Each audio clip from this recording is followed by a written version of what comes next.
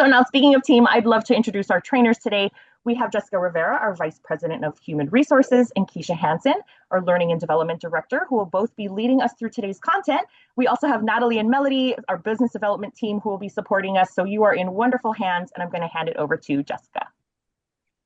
Thank you, Anna, and welcome everyone. We're excited to have you join us today to talk about something very near and dear to our hearts and something we really value here at California Employers Association, CliftonStrengths.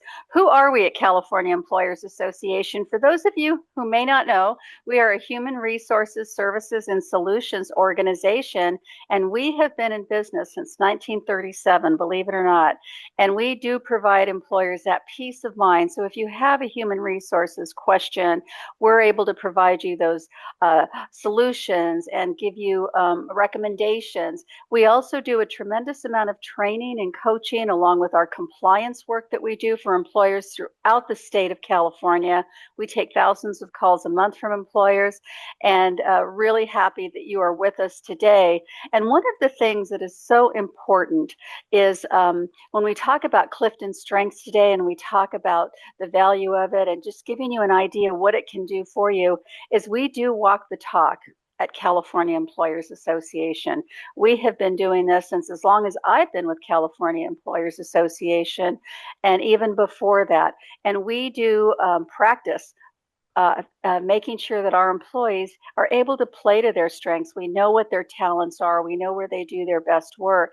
And we talk about it in every meeting that we have. When we have everyone together, we make sure that any new person that joins us, we have that ability to have them take that assessment and get an idea of where they are, because we want people to do their best work at California Employers Association, and CliftonStrengths is a way for them to be able to do that. One of the things I do need to share with you is our attorneys do make us say that we're not attorneys, which we aren't. We will provide you with information, education, and yes, recommendations.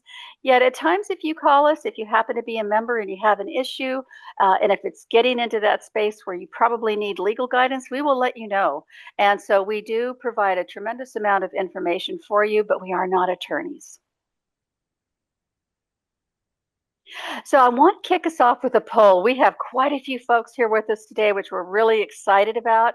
And we want to go ahead and have you take this poll for us to get a sense of what most appealed to you today about CliftonStrengths, what brought you here with us today. So if you could take a moment and answer that, we would greatly appreciate it.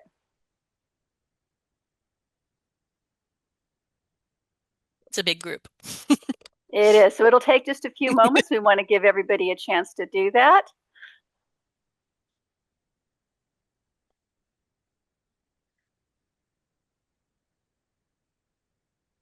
Good. Getting a lot of responses. Give you a few more moments.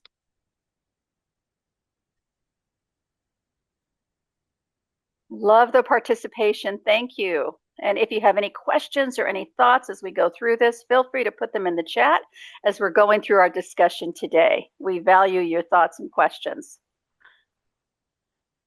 All right.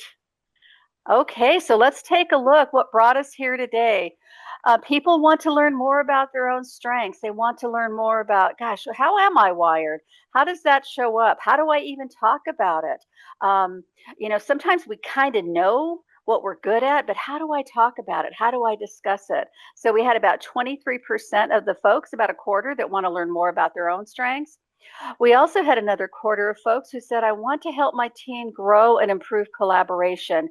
That is one thing that CliftonStrengths, if you practice it in your workplace, it does create that environment to be even stronger in your collaboration and grow people, because people know where they're really good, what they do, where they do their best work, and we can set people up to succeed. Another quarter created a more positive and engaging culture. And when we think about our workplace today, there's been a lot of anxiety and a lot of stress and a lot of worry. We have so much information coming to us, and we do want to create that type of a workplace where we do have that positivity in the workplace, people feeling free to talk about things that are important to them, and also feeling engaged, feeling that, gosh, I look forward to coming to work. I really like the work that I do. I really enjoy the people I work with. So about a quarter of you there. And then also another quarter of you aligning people's strengths to their roles and responsibilities.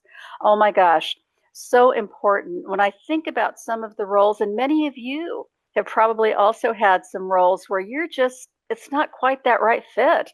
It's just, you don't feel like you're doing the work that you're meant to be doing. And when we're able to align people with their talents, with their strengths, and give them the responsibilities where they can truly show their abilities, their superpowers, as I like to call them, they do their best work and they feel good about it. And you know that when you're able to do that best work yourself, very few can do it better than you. And we all want to feel good about the work that we do. We all want to feel that we're adding that value. So great to see that we have, different reasons, but all excellent reasons for joining us today.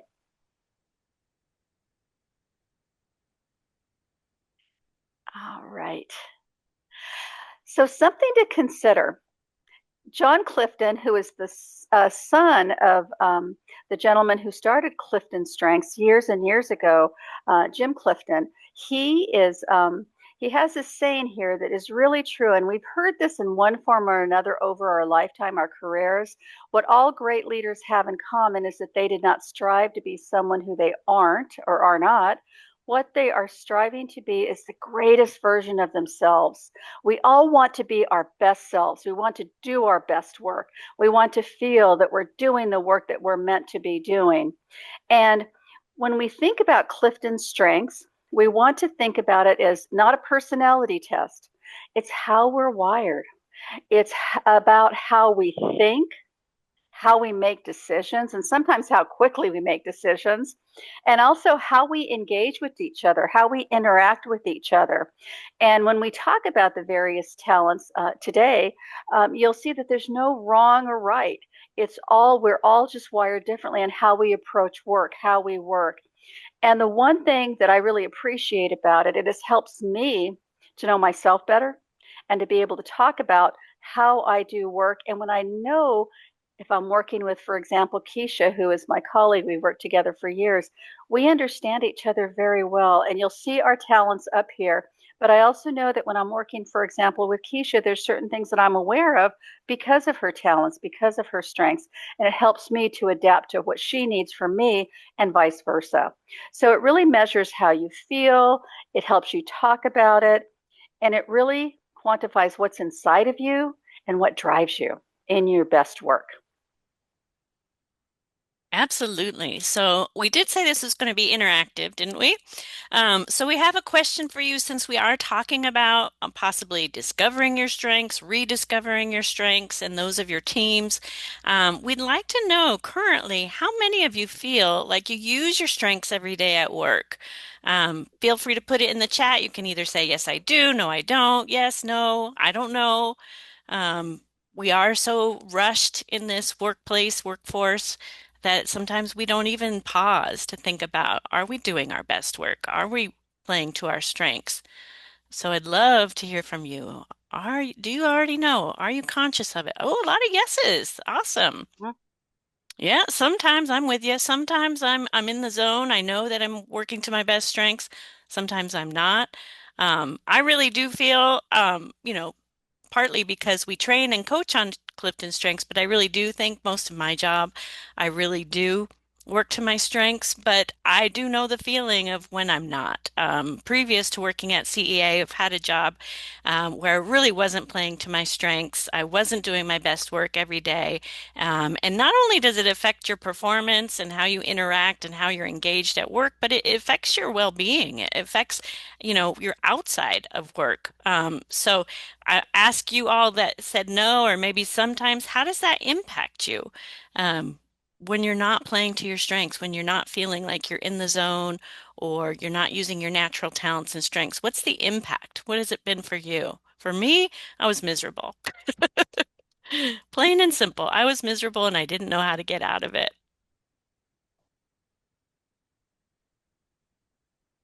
Any thoughts? And you're not alone because research shows that only about 33% of workers say that they do use their strengths every day and do their best work every day. So we have some work to do, and Clifton Strengths is really on a mission to increase the number of people who are aware of their strengths or using their strengths every day. Not only awareness, but actual application of their strengths, right? We can be aware and we can look at our assessment and our reports and say, oh yeah, that does sound like me, but actually using it to apply it in the workplace if we have challenges that come up. We've experienced a lot of changes in the workplace. How do we apply our strengths to resolving some of those challenges that come across? And I remember, as Jessica said, we've been coaching and training on this a long time. I've been with CEA for 12 years, and I think when we started, Jessica, there was about 7 to 8 million people who had taken the Clifton Strengths. Right, exactly. So we had to change that slide quite a few times in the last several years. But what it shows really is that this isn't just a personality test. This isn't just someone's idea. That this has really demonstrated its value over time with the millions of people and organizations that have invested in it. And it really reflects that it's a proven tool that is trusted by millions of employees, leaders, and in the time that we've been doing this, even students now, they have an assessment version for college students at university. So when you take the assessment, not if, but when you take the assessment, you'll find that it does lean a little bit to the workplace, but they do have different versions of that. And gosh, if I had known that, if I had taken an assessment back when I was in college, I might have switched my major. It's all Yeah, and we've good though. actually had people switch careers when we've done career coaching with them, and they've done this because they think, gosh, I've been doing this work and I'm feeling burned out. Maybe there's a reason why. And they look at their talents and they think, I'm not using them. That's why I'm feeling that way. Yeah, yeah. And it's really, I mean, it's really built to be able to apply it not only at work, but everywhere else so that you truly are thriving and so that you are more engaged at work. So your energy from when you're on your off time comes in and your engagement, your commitment, and your interest shows up at work as well as in your personal life. So it's for everything. So I'm going to get a little bit into the nuts and bolts of Clifton Strengths for those of you who are dying to know these answers. Again, it really is grounded in 5 decades of research that was started by Dr. Donald Clifton, and way back, Dr. Clifton was in World War II, and when the war ended, he began university at University of Nebraska, and he was studying psychology. And what he learned pretty quickly in that major was that it really focused on what was wrong with people, different illnesses, different conditions. And he had just been through the war. So he really didn't, he didn't really want to have a part of that. So he took the opposite approach and he started researching what would happen if we studied what was right with people. And that's become a famous quote of his over the years. But that's really, in a nutshell, what Clifton Strengths is about. It's really about focusing on what is right with people, on what are the qualities and characteristics, the main characters and qualities that make people succeed. So, I'm sure we've all taken different assessments and some really focus on our personalities, but this is really focusing on what are those natural talents, those innate abilities that we think that make us behave, that make us act differently, that are innate in our nature, that are hardwired, as Jessica says, that make us successful. So he invested 50 years of research studying, interviewing employees throughout the globe, not only in the United States, but across the globe, and eventually created the Clifton Strengths Assessment. So as you see in number 2, all of that research, they honed it in, and they came up with 34 different themes or talents. Now, don't ask me why they fell on 34 themes or talents, but if you are super curious, just so you know, if you're one of those people who needs to know the tech behind it and the research behind Clifton Strengths Assessment, they do offer a technical report on their website. Just so you're aware, it's 352 pages. So if that sounds like that's up your alley, they had to put all that 50 years of research somewhere, Jessica. But if you have questions of why did they come up with the themes, what are the most common, all of those questions are included in that 352-page technical report. We have this asked all the time when we do coaching and training, right? Especially from engineers. Not to generalize, but that's usually where they come from. Why was the question like this? Well, go to the report. So they came up with 34 general themes, which we all have, but some of them are more significant. So the assessment gives you your top, it ranks it in order and gives you your top strengths that they really recommend that you focus on rather than as, you know, a default, we usually focus on our weaknesses, what we can improve. Let's focus on what we can do right. They have language for it. So when you first get the report, these are talents, and they really focus on how do you develop those talents into strengths? Just like an athlete or a musician really develops their skills. They might have a natural ability for a certain sport or a certain musical instrument, singing, piano, guitar, whatever, but you have to actually invest in it. And that's what they're saying. You can't just get this assessment report and say, okay, here are my 5 strengths. Now I'm good. No, you want to invest in it so they develop into strengths that end up being near perfect performance with whatever you're doing, right? So you're really going to succeed because it's based on what are the characteristics of what people need to succeed. The assessment also gives you language to be able to talk about your talents with others, to be able to express what you do well and how you do it well, which is so important in today's workforce. If you've ever been a hiring manager, sometimes people struggle with that question. What are your strengths? What do you do well? I don't know if it's societal or how we grew up, but sometimes we're humbled. We don't like to be braggadocious, but it really is helpful to an employer, to your colleagues, to know what it is that you do, what you can contribute. And it also helps yourself. We've coached job seekers, which we're seeing, unfortunately, a lot of layoffs in our current workforce right now. And if you've ever been laid off or, you know, out of a job, it can really hurt your confidence. It can really, you know, make you forget what you do well and what your strengths are. And this can really bring you back and bring back that awareness, that confidence, so that you can achieve that success that you aspire to achieve again and again.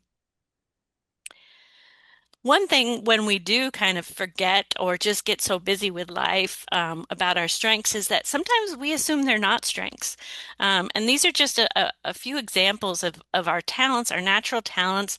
And we do them so often and they come so naturally to us that we don't assume that they are strengths until we meet other people that don't share that strength. And then they tell us, oh gosh, no, that is a strength. So looking at some of these, can you relate? Do they resonate with you? Being able to effortlessly and instinctively start a conversation with someone. Are you that person, or is it a person in your family or a person at your work? I know for me, it was my dad. He would start conversations with anybody at the grocery store, you know, in an airport. You know, as a child, it embarrassed me, but it's pretty impressive because, you know, it's a special talent to be able to have those conversations or being able to easily influence others, right? Being able to persuade people to do something or to make a certain decision your way. Or you may even think just having a positive outlook on life isn't a talent, but if you have someone like that in your work environment, they make such a positive impact, and it's a talent. And it's something that we need to look to if we're in positions of management or leadership. Are they in the right positions? Are they being given the right tasks to highlight those talents and strengths? Any of those resonate with any of you?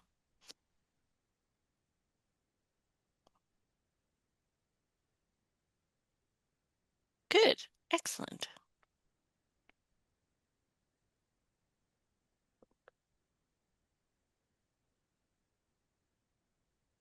Thanks, Keisha. One of the questions or one of the comments that came up in the comments had to do with we're always good about talking about what we're not good at. It's hard sometimes to talk about ourselves in a positive way. And some of that could be culture, our upbringing, just the type of company we may be working with. And the beauty of having having that knowledge of knowing what your talents are, is you can tie it to, here's how it shows up. I know that this is how I operate best when I don't have, when I have a project where I'm not micromanaged, I'm able to flow with it. I have flexibility. And people who have certain talents really need that. So what's important too is that even though maybe we were raised, and I was raised in that environment, you don't brag about yourself, you don't talk about yourself, it's just being braggadocious, which it's not.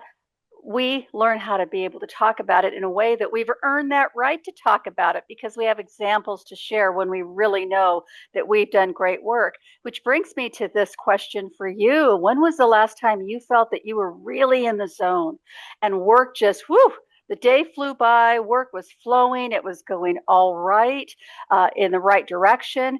How did that show up for you? How did you know that you were in the zone when you were doing a particular project or a particular job or task? How did you know that? How did it show up? Were there any signals? Yes. Yes, Nancy. Cleaning, organized gets you going. Yes, just knowing that stuff that I like to do. Yeah, when everything just clicks, you just know things are humming like a finely tuned engine. And we also know that distractions don't really bother us because we're in that zone. Time is flying by and working at that great clip that someone just mentioned.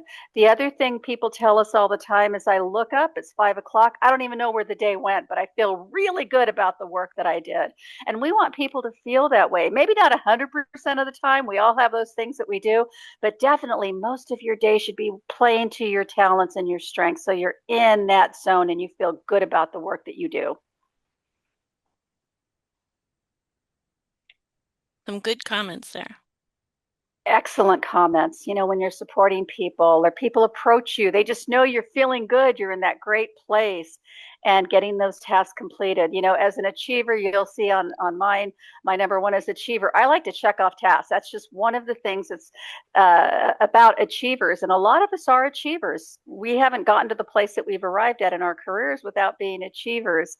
But when we're in that strength zone, it equals engagement. And engagement is so important. Keisha touched on this. Only about a third of our American workplace, US workplace, is engaged at any given point in time. But how that feels, how that looks, is you actually look forward to going into the office or starting your day like, gosh, I get to see my team, or I get to be with my team today, versus, and we've probably all been there, I dread going into work on Monday. And I'm worried about it on Friday on my way home. We don't want to be there. We want to feel that, gosh, I'm in the right place, doing the right work with the right people. We have better interactions with our teammates. We collaborate better. We talk, and we know each other's talents and strengths. So we give each other more grace than if we didn't know that about them. We get it.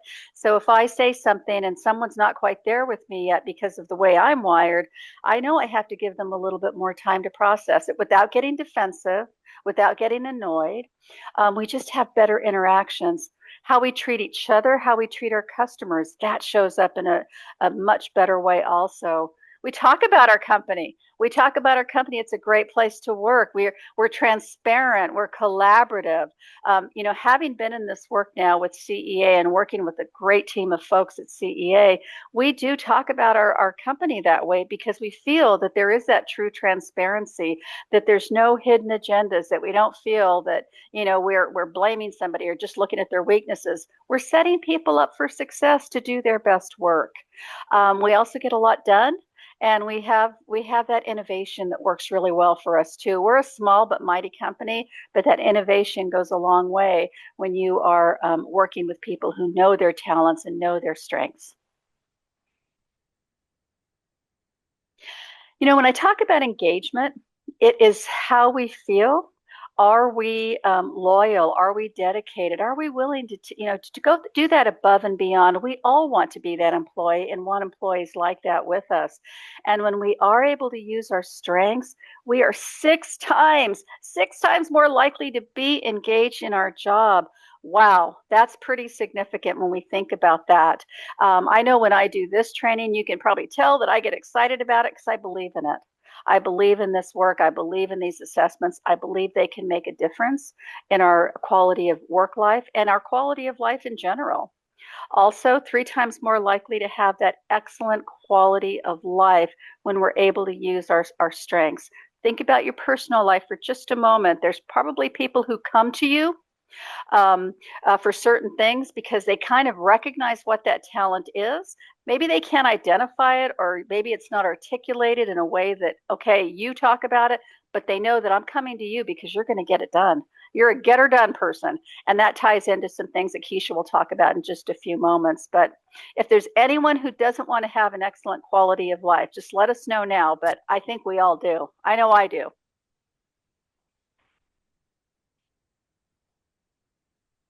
I'm like so wanting to reveal everybody's assessments because of the comments that they made because they're so diverse and they're so interesting. Awesome I comments, mean, awesome things. someone who Yes. didn't mind working at home because they were automating a certain project. Oh, I mean, that is exactly what we're talking about. So, I mean, love for you to take it. But when you do, whether you're doing just an individual coaching or whether you're doing it for your whole team, you will be taking the individual strengths assessment. And what that will reveal to you is how you responded in the assessment will be unique to you. So going back to those 34 talents and themes, you may have a talent that another colleague has, but your report will be different because of the exact way that you responded during the assessment. So it really truly is individual and unique. And we have people, when we're revealing the assessments and they say, "How did they know that about me?" How did they really reveal, how did they reveal what I really do and I really am? And one of my top strengths is learner. And my niece, who's a lawyer, also has learner. And when I was reading her report, the first couple of lines said, "You love to take exams." And she passed the bar on the first try in California, which is pretty hard, they say. And that is the opposite of me. I dread taking exams. I learn for the love of learning, not to be competitive with myself. So it really does reveal a lot. So even when you come together and if you do this with a team, it's really interesting to see what that reveals. The assessment will also reveal some action items. Like we said, it's not just about knowing what these are. How can I apply these? And these are the talents that you're going to use for multiple reasons, right? It's not just being positive all the time. You can utilize that in many different ways. I love the comment that someone said, picking up the VIPs from the airport. Did you see that one, Jessica? Because they knew she could have a conversation with anyone. That's exactly what it is, and we hope to bring that to you with your own individual strengths so that you realize these truly are talents and they truly are unique to you. And we hire people, initially we hope we're finding some strengths in them, but this just reveals even more. It gives us more insight. It gives us language to be able to share with each other, but also for ourselves. It really gets us that self-awareness and knowing ourselves so that we know how we come to work. What do we need? What is the best environment we need? Looking at the comments again, some people love to be around people. They love to be, collaborating. Others probably really enjoy having some quiet time, being able to really focus on a project or an assignment without any distractions.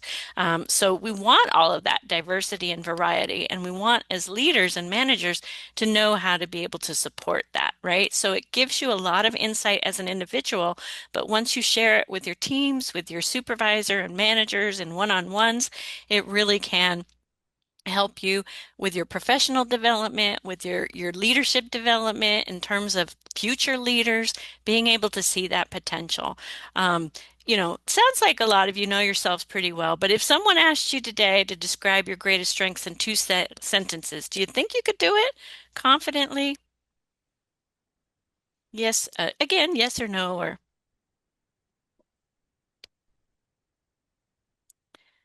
yeah, sometimes we just get so busy, or if we're in the position of leadership, we're busy overseeing other people and looking for their strengths, so that sometimes our strengths take a back seat. But it's really important in today's society to be able to express ourselves in terms of some of the trainings we do. There's a lot of miscommunications out there, a lot of remote working, so people don't get to really get to know each other and what their talents are. So you kind of have to be upfront with it these days. And this can give you that little extra push, like, okay, this is what I'm good at. Let me explain this to people. This is how I work on a team.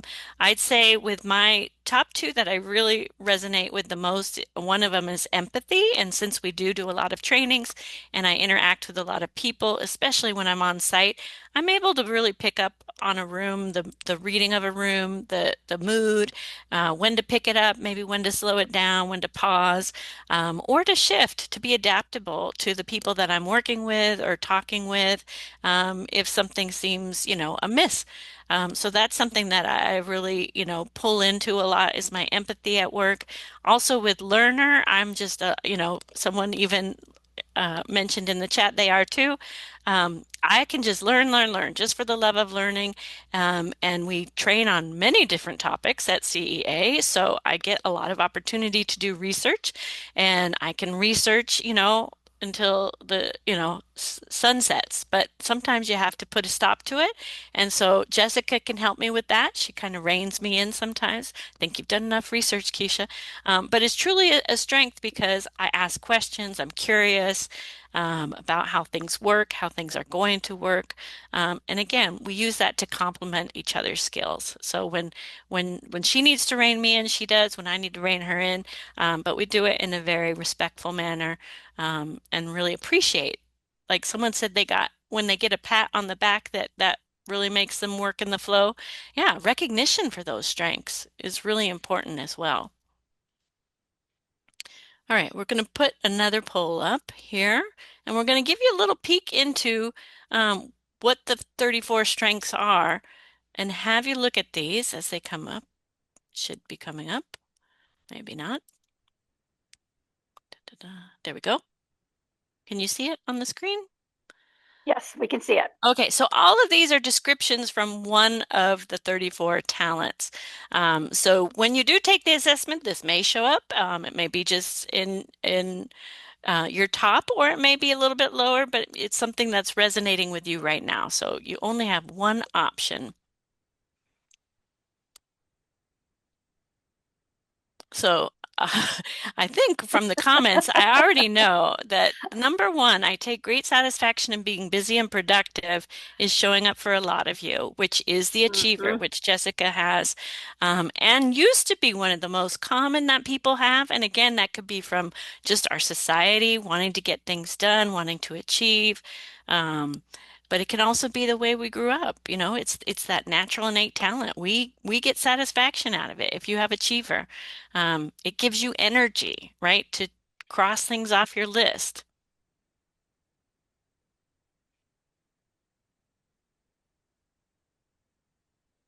I'll give you a couple more minutes because we do have a big.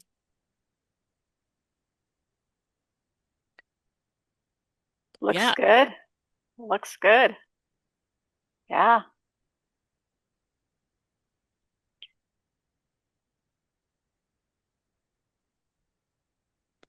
All right. So I'll share the results.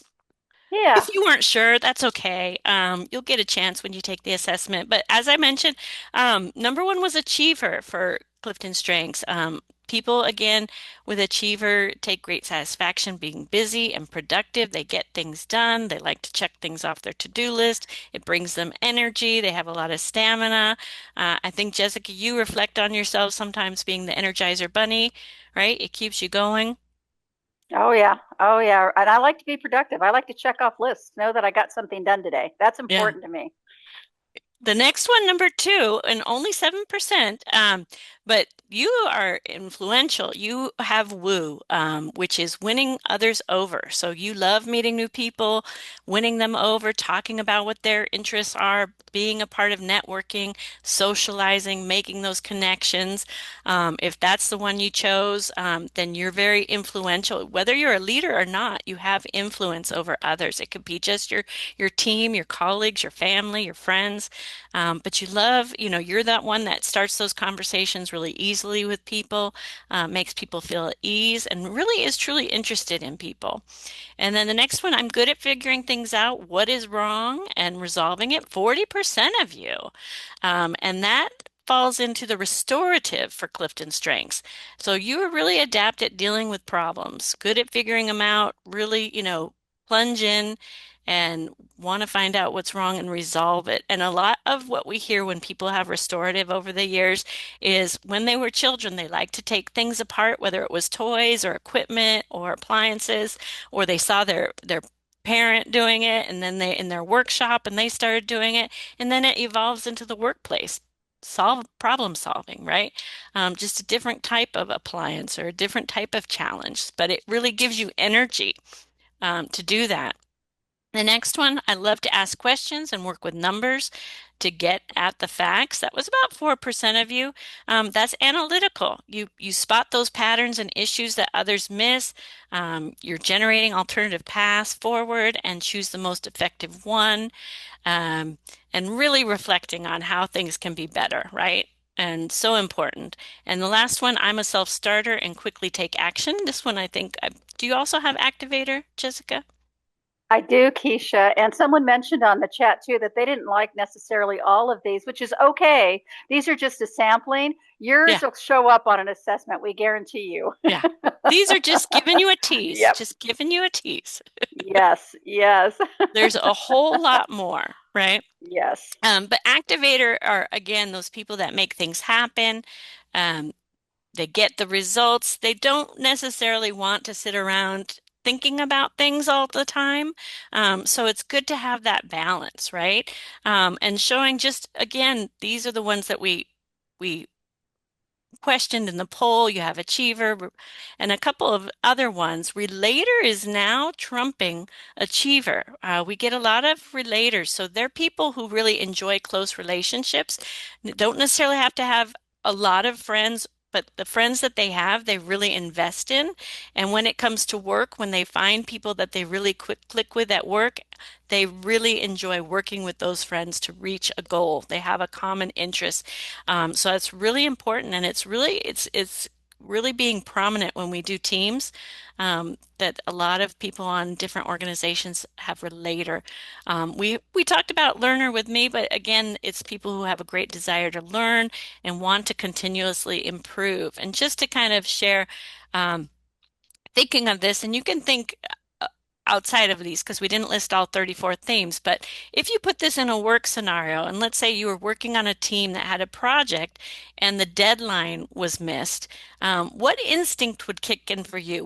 What do you think would need to be done? So the client's unhappy, the team is frustrated. What do you do about that missed deadline? What are you thinking about doing and taking action? Because that might represent one of those top strengths that you have in terms of how you respond to that. Just put it in the chat if you have. And just gives you an idea of how to connect those strengths with the actual workplace and what do you want to achieve. So we've talked about individual strengths, and then with working with a team, if you do decide to have a workshop and have all of your team members take those strengths, it's really investing in your people, right? It's really recognizing that it's worthwhile to invest in them because you're building a team that is bringing out the best in people and bringing out the best in them individually and as a team because you're focusing on what is right with people, not focusing on what is wrong, the mistakes. Obviously, you have to address mistakes, but you manage your weaknesses. And there's an element of the report that's going to talk to you about blind spots with your top strengths and how you go about managing those. But you really want to focus on those strengths as a team. What does everybody bring to the party? What are the varieties? How do they complement each other? And really, the golden ticket of building those strengths is the 4 domains, which CliftonStrengths has put all 34 and dispersed them amongst these 4 categories. So there's the executing. Those are the people that we know are going to get things done, the achievers, the activators. They're really going to make things happen. They don't want to sit around in a meeting too long. They want to take action. They want to make plans. Then you have the influencers, like we mentioned, the woo, but there's many others. Don't necessarily have to be leaders, but they know how to take charge. They know how to speak up and get their point across, make sure the team is heard, their clients are heard. And then you have relationship builders, which relator belongs in that, building those relationships. We get calls all the time at CEA when people aren't getting along, when they're divisive, when there's miscommunication. So you need those relationship builders to keep things on track. And then, of course, our strategic thinkers who are really going to evaluate things, who are really going to analyze how we're going forward. And the golden ticket when you do a Teams workshop is we will provide you a team grid which has everybody's top strengths in all of those four categories so you can see what does your team look like. How many people do you have in executing? How many people do you have in relationship building? And as Jessica said, we use a lot of that at CEA. Our CEO the other day said, "Oh, I have my team grid next to me all the time." Think about it when you're doing your one-on-ones or you're thinking of projects to align people with. Look at those team grids, look at those strengths. It's so helpful and it'll be so powerful. And we're getting to the end, but I'll let Jessica take it from here. Thank you, Keisha. So let's just take a quick look at the benefits, and you can bring them all up on the strengths, Keisha. But think about the healthy conversations. One of the beauties of strengths, too, and knowing each other's talents and strengths, is that it creates trust. It creates trust amongst the team. You have healthier conversations. You're willing to be more vulnerable. Like, wait a minute, let me ask a few questions. And I think, okay, Keisha's very strategic. So I know she has to understand. She has to process. So I won't say something like, oh my gosh, this person talks too much. But no, it's more that they have strong influencing in that team domain and they need to think out loud. That's how they process. So it gives you that ability to give each other grace and have healthier conversations. It's okay if we disagree. It's not okay to disrespect. And when we know that about each other, what their strengths are, we give each other that grace. Also, stronger team dynamics. We just work better together. We are in that flow together as a team. Increased collaboration, being able to talk about things and not be afraid to say, I don't know something, or let me ask you this question, or help me understand this. I need to process this. It just creates that focus, and you see those benefits amongst your team. So how much more effective could collaboration be if you knew everyone's top strengths on a team? Oh my gosh, it could be pretty incredible when you think about the effectiveness of collaboration. Everyone feels free to talk when it's right for them to talk. Some may not talk till later, some may talk right away, but it's more effective because we know that Keisha's perhaps is not trying to stay out of the conversation. She's processing as we go along versus me. I tend to talk a lot. So I may talk early on and ask questions early on.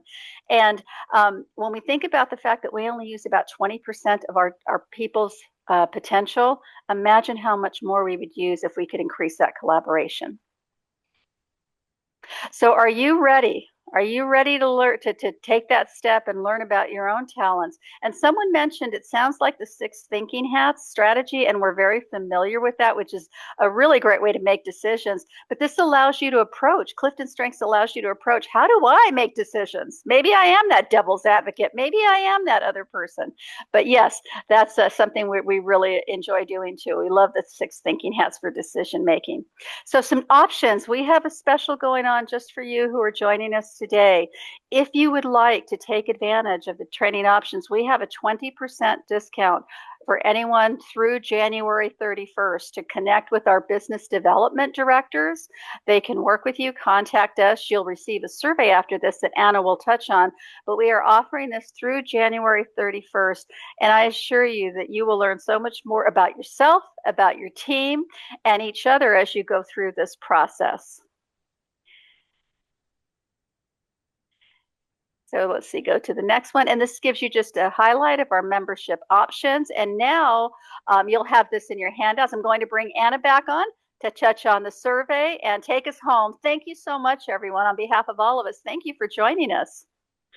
And again, we just want to thank you for joining us live, taking time out of your day to focus on your strengths, start thinking about how this can impact your team and your leadership.